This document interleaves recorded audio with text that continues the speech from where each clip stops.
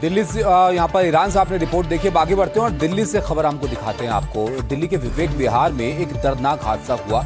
रविवार तड़के एक इमारत में भीषण आग यहाँ पर लगी, जिसमें 9 लोगों की जान चली गई। शुरुआती जांच जो हुई उसमें आग लगने की वजह एसी ब्लास्ट बताई जा रही है। इस अग्निकांड में 2 परिवार खत्म हो गए।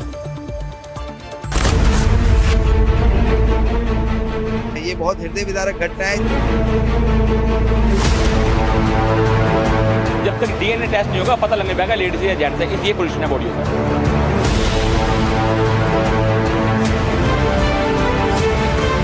9 कैजुअल्टी हुई और लगभग 15 से लेकर 20 लोगों को फायर ब्रिगेड ने बचाया।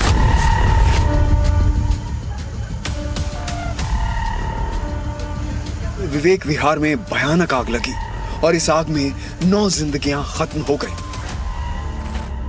कई लोग बुरी तरह झुलस गए। आग इतनी भयानक थी कि लोगों को संभालने तक का मौका नहीं मिला। कई लोग अपनी जान बचाने के लिए बाहर की तरफ भागे, जबकि कुछ लोग अंदर ही फंस गए। आग ने 2 परिवारों को खत्म कर दिया। तस्वीर अगर मैं आपको घर के दिखाऊं तो देखिए, यहाँ से आपको मैं अगर समझाऊं तो ये देखिए 4 जो घर है, ये टोटल 700 गज का पूरा एरिया है और इसमें 4 घर आगे की तरफ है, 4 घर पीछे की तरफ है। तो जो बताया जा रहा है, जो जानकारी मिल रही है वो कि पहले और दूसरे मंजिल में से किसी एक घर पे पहले आग लगी थी। जो पहली मंजिल का घर है वो पूरी तरीके से सुरक्षित है, वहाँ पर कोई ज़्यादा नुकसान नहीं हुआ है।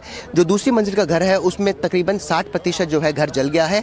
उससे ऊपर वाला जो घर है वो तकरीबन 80% जल गया है और सबसे ऊपर जो चौथी मंजिल पर आप देख रहे हैं वो जो घर है वो पूरी तरीके से यहाँ पर जल चुका है। जो जानकारी मिल रही है वो पीछे वाले जो घर थे उन पर क्योंकि आग पहले लगी थी, तो इसलिए सबसे ज़्यादा जो लोगों की मौत हुई है वो पीछे वाले जो मंजिल है, पीछे वाले जो घर है उनमें से सबसे ऊपर और उसके नीचे यानी कि 4th और 3rd फ्लोर से लोगों की मौत हुई है। मरने वालों में 1.5 साल के पोते से लेकर 58 साल के दादा तक शामिल हैं। इस भीषण आग में ये सभी लोग इस कदर जले कि ये पहचानना तक संभव नहीं हो पाया कि किसका शव कौन सा है। जंगला वगैरह लगा हुआ था, जिसकी वजह से फायर फाइटिंग और रेस्क्यू ऑपरेशन में थोड़ी सी दिक्कत आई, परंतु इन टोटल हमने 15 लोगों को करीब रेस्क्यू करा, जिसमें से एक को थोड़ी सी 30% के आसपास बर्न इंजरी हुई है और जो कि जीटीबी हॉस्पिटल में एडमिट करे गए थे। और जब फायर फाइटिंग और रेस्क्यू हम कर रहे थे उस दौरान पे हमें अलग अलग लेवल पे टोटल 9 बॉडी जो है वो हमने रिकवर करी थी और जो हमने Delhi police crime branch team को हैंड ओवर कर। इस इमारत में रहने वाले अर्चित जैन का घर 3rd फ्लोर पर है। उनका घर 80% जल चुका है। सब सो रहे थे, 3:30 बजे के आसपास एकदम से कुछ आवाज़ भी आई और कुछ धुआं हुआ आया घर के अंदर।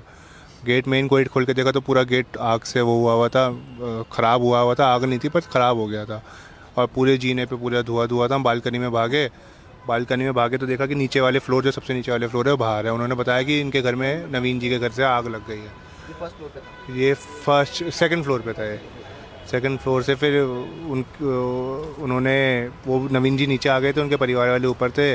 उनकी दोनों लड़कियां बता रहे हैं कि गद्दा फेंक के ऊपर से 2nd फ्लोर से जंप करी है और वहाँ से आग 2nd से 3rd से 4th से होते हुए फिर वो बैक साइड थी। फिर हमारा घर फ्रंट साइड है, हमारे घर पे आ गई थोड़ी सी। हमारा घर थोड़ा सा शुरुआत में डैमेज हो गया।